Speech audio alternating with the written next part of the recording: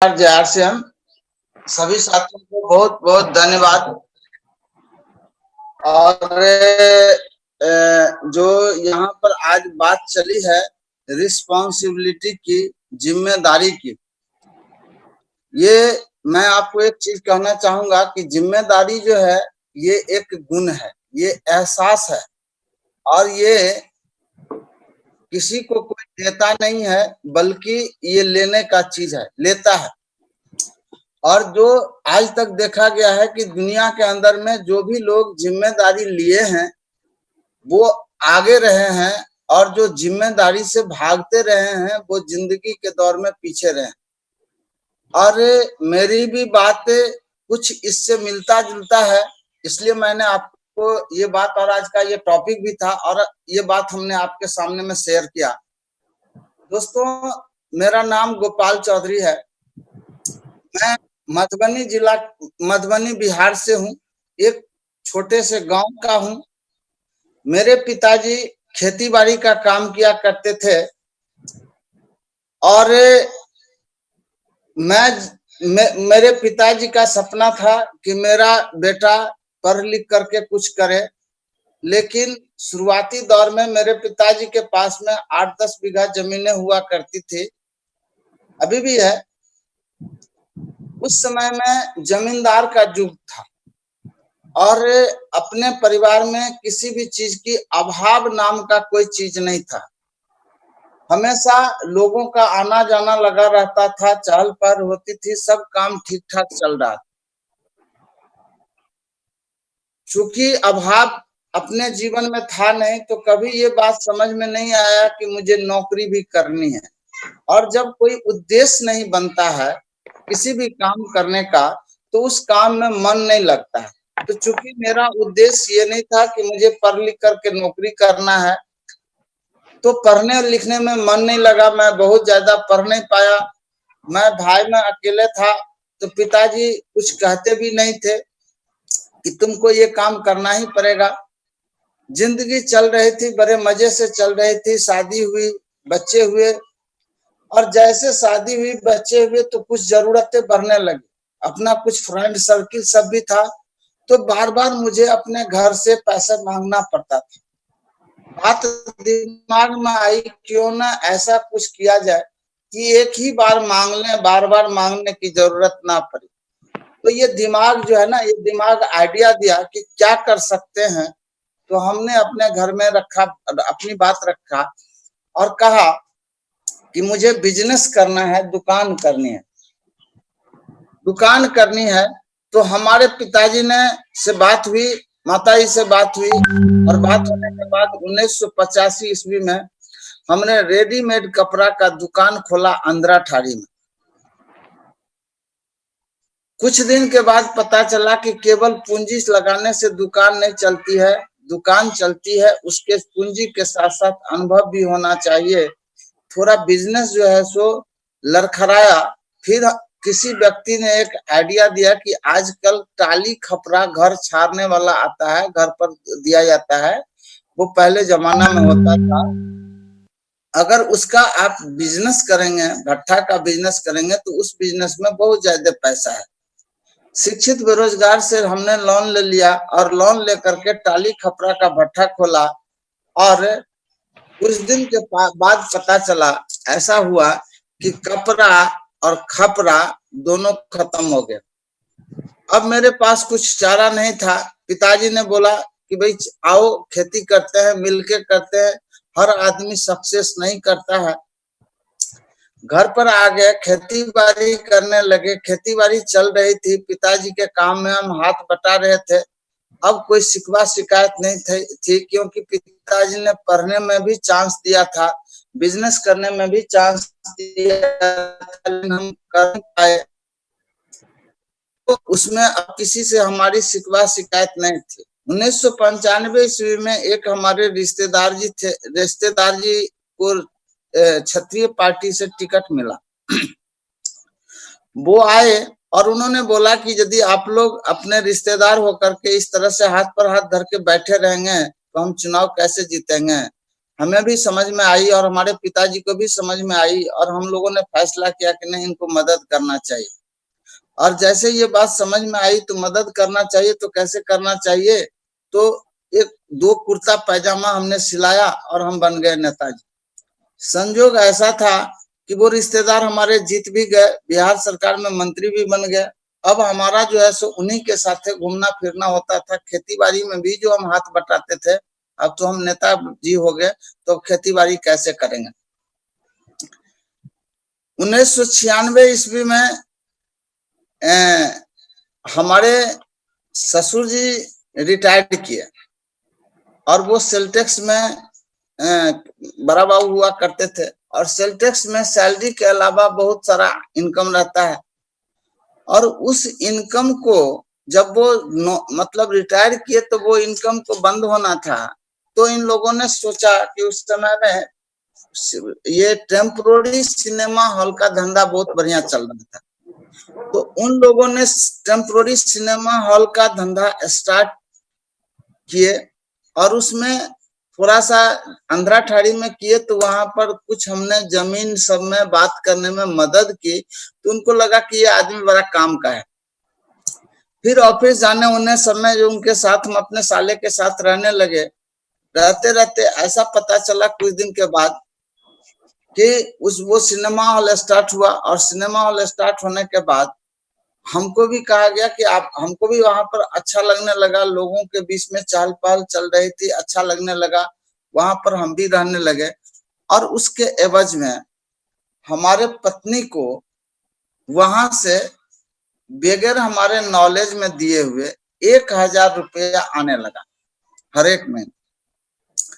और पत्नी भी, मैडम भी कहने लगी कि ठीक है आप वहीं पर रहिए। ये बात मुझे पता नहीं था, लेकिन धीरे धीरे मुझे बात का जानकारी हुआ कि इसके एवज में मिलता है। वहां पर किसी चीज की दिक्कत नहीं होती थी, क्योंकि हम लोग नेतागिरी के मैंडेट में थे, तो चाय पान सारा कुछ चलिए रहा था, कोई घर में जरूरत नहीं थी, मन लग रहा था, कर रहे थे। ऐसे एक बार क्या हुआ, तो उनका एक सिनेमा हॉल से दूसरा सिनेमा हॉल हुआ और दूसरे सिनेमा हॉल पर फुल्ली मैनेजर में हम रहा करते थे।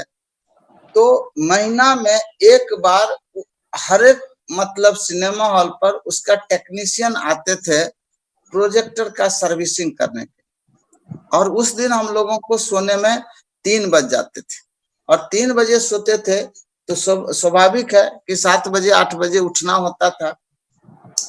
उस समय में बहुत बुरी बुरी आदत सब हो गई थी। शाम में क्लास करना, वाइन का सेवन करते थे, सिगरेट का सेवन करते थे, पान खाते थे, चूंकि इस सब में पैसा लगता नहीं था। एक रुतबा की बात समझ में आती थी।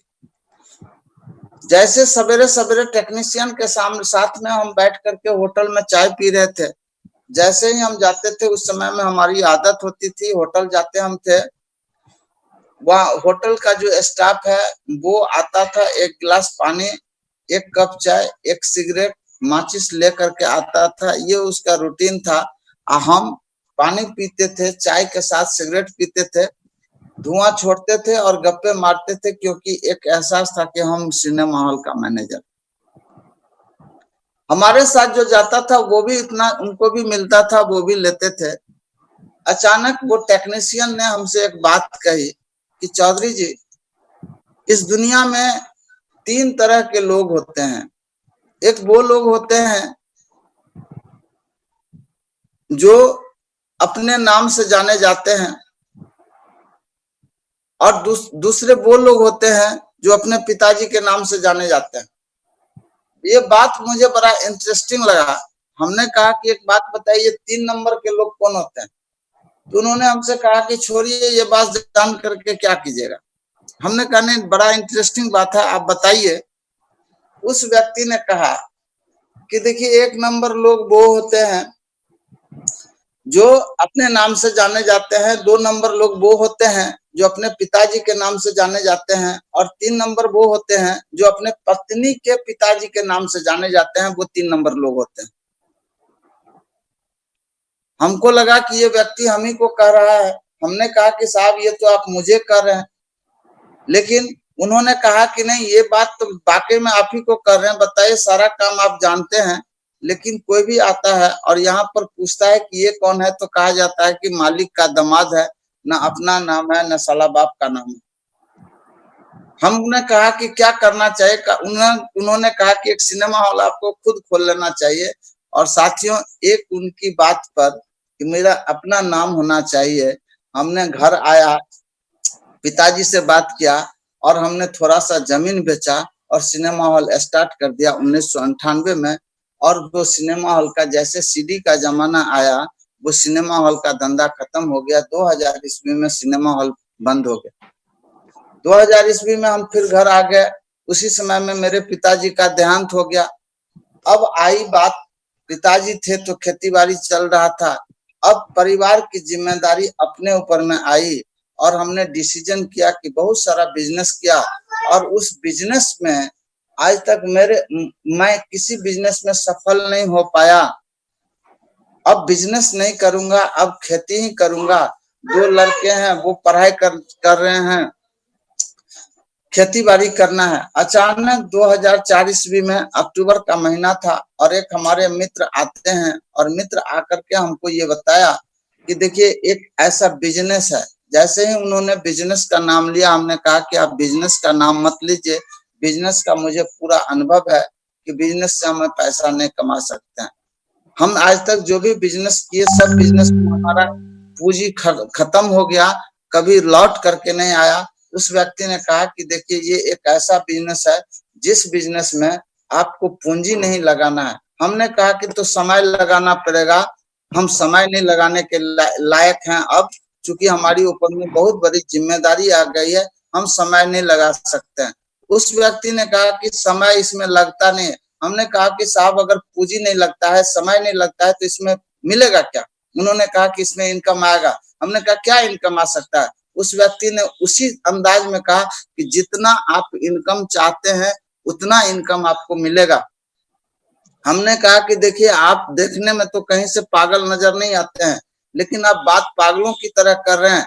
अब बताइए ये कैसा बिजनेस हो सकता है कि पूंजी नहीं लगेगा, समय नहीं लगेगा, लेकिन आप कहते हैं कि इसमें इनकम आएगा, वो भी जितना चाहते हैं उतना इनकम आएगा। तो एक बात बताइए कि चलिए हम 1 मिनट के लिए मान लेते हैं कि ये सत्य बात है, लेकिन एक बात बताइए इसमें हमको करना क्या है? उस व्यक्ति ने कहा कि करना कुछ नहीं है। हमने कहा कि बताइए ये पागलों जैसी बात है, करना क्या है? तो करना कुछ नहीं है। उन्होंने कहा कि साहब इसमें करना कुछ नहीं है, इस बिजनेस को समझना है।